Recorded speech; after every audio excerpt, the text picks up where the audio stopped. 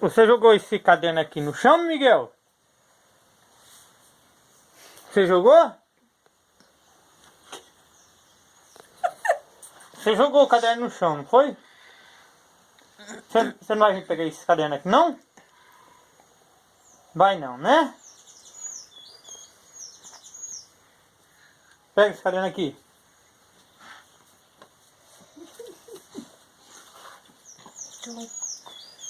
Agora pede desculpa pra ele.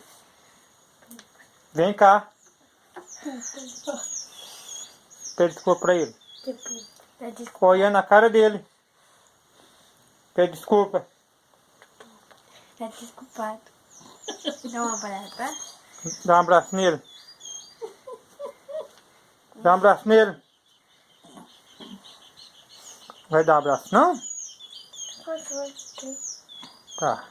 Tira o espinho e dá um abraço nele, que eu tô esperando. Vamos.